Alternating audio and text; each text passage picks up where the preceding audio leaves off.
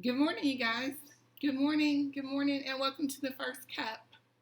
My name is Sonia McCullough Lockridge, and I joy to have my first cup of coffee with you. Most mornings, we try to hit every morning, but it's just not possible because we have a lot on our plate. We have a lot on our plate, but that is our intention to come to you Monday through Saturday. On Sunday, we broadcast the Good News Sunday show. So we don't come to you on Sunday, but it is our intention to come to you most mornings because, let's just face it, I drink a cup of coffee every morning. Every morning.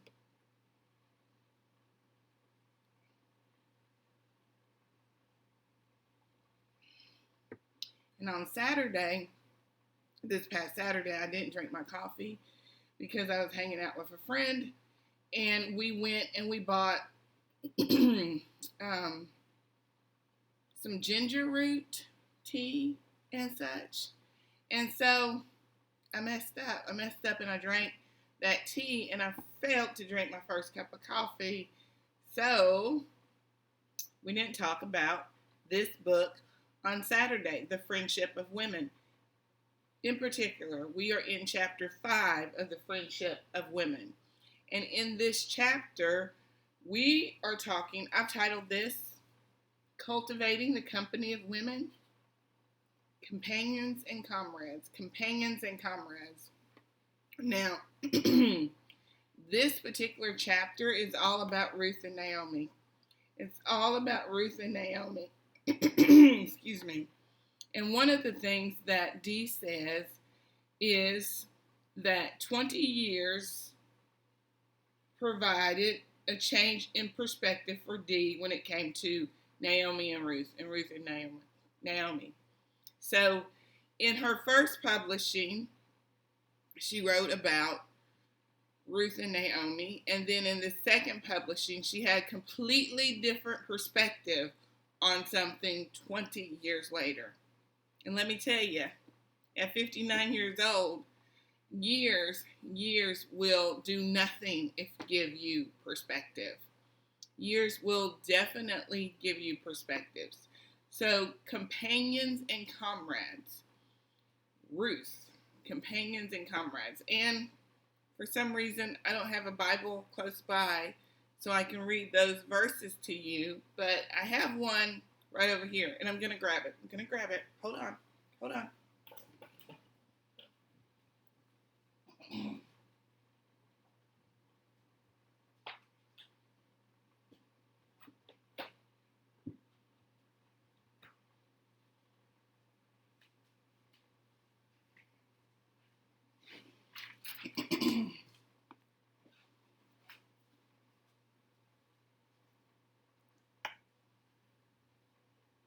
Okay, so we're going to read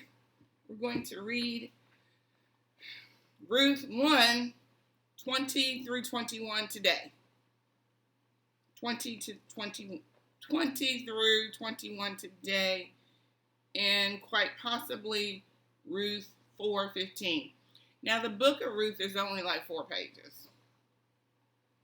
It's like 4 pages, you guys.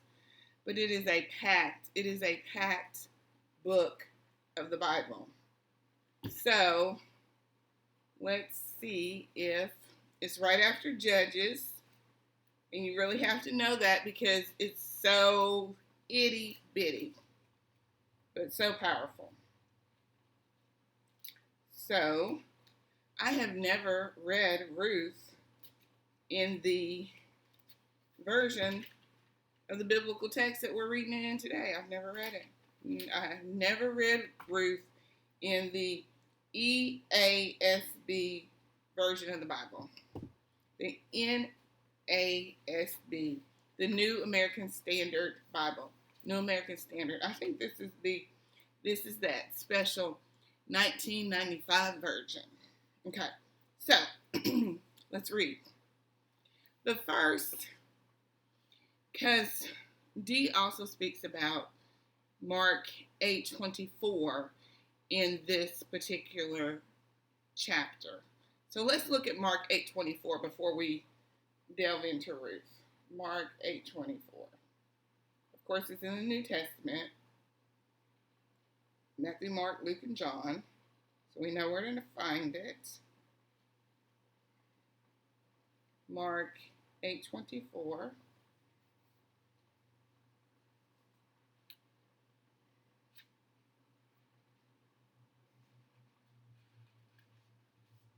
Mark 8:24.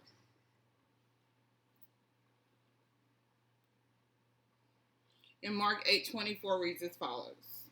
And they came to Bethsaida, and they brought a blind man to Jesus and implored him to touch him. Taking the blind man by hand, he brought him out of the village, and after spitting on his eyes and laying his hands on him, he asked, "Do you see anything?" And he looked up and said, "I see men, for I see them like trees walking around." Then again he laid his hand on his eyes, and he looked intently and was restored and began to see everything clearly. And he sent him to his home, saying, "Do not even enter the village." Do not even enter the village. His sight was restored by the one and only Jesus. Sight restored by the one and only Jesus. That's what Jesus does.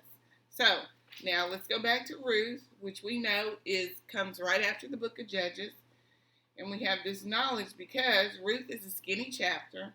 It's just a few pages. So in the biblical text, it's hard to locate it if you don't realize that it comes right behind the book of Judges. Okay? So Ruth 1:20-21. I don't know.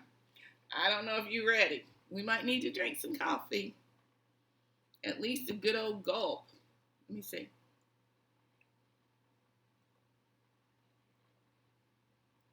Oh, it's so tasty and hot. And like I said before, we are reading in the New American Standard Bible today. So, let's read. Let's read. Now it came about in the days when the judges governed, and there was a famine in the land. And a certain man of Bethlehem in Judea went to sojourn in the land of Moab with his wife and his 2 sons. The name of the man was Elimelech, and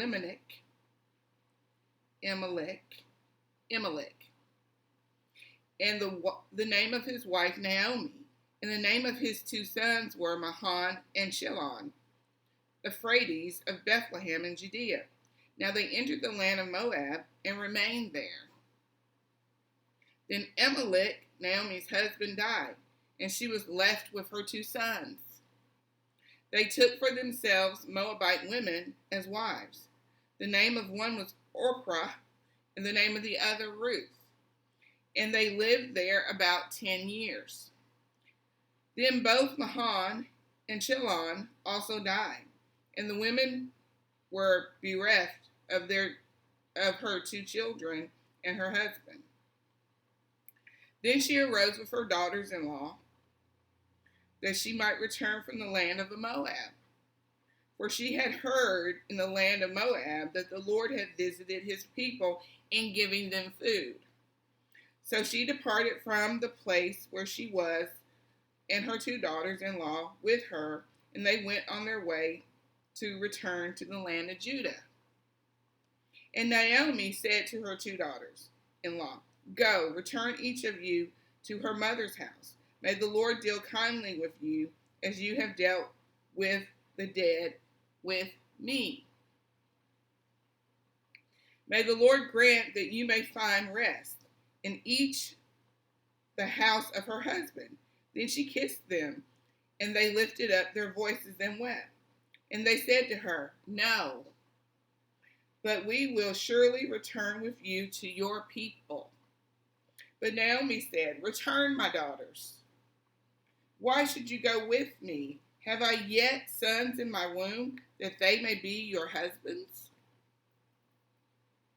Return, my daughters, go, for I am too old to have a husband. If I said I have hope, if I should even have a husband tonight and also bear sons. Would you therefore wait until they were grown? Would you therefore refrain from marrying? No, my daughters, for it is harder for me than for you, for the hand of the Lord has gone forth against me. And they lifted up their voices and wept again.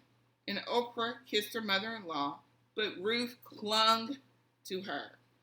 Then she said, behold, your sister-in-law has gone back to her people and her gods. Return after your sister-in-law.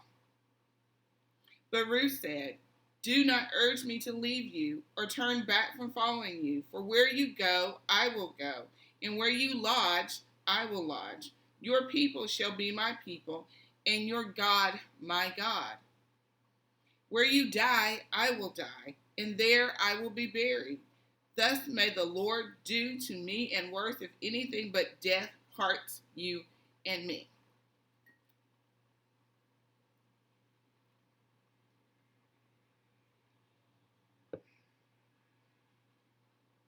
When she saw that she was determined to go with her, she said no more to her. So they both went until they came to Bethlehem. And when they had come to Bethlehem, all the city was stirred because of them. And the woman said, is this Naomi? And the women said, is this Naomi? She said to them, do not call me Naomi, call me Mara, for the Almighty has dealt very bitterly with me. I went out full, but the Lord has brought me back empty. Why do you call me Naomi, since the Lord has witnessed against me, and the Almighty has afflicted me? So Naomi returned, and with her Ruth the Moabites, her daughter-in-law, who returned from the land of Moab. And they came to Bethlehem at the beginning of the barley harvest. That, at the beginning of the barley harvest, was the end of verse 22. So, that is, I just read Ruth 1:20 through 22. And we're also going to read Ruth 4:15. Ruth 4:15. Because the book of Ruth is only a few pages, like I said before, and these pages are slick, very slick.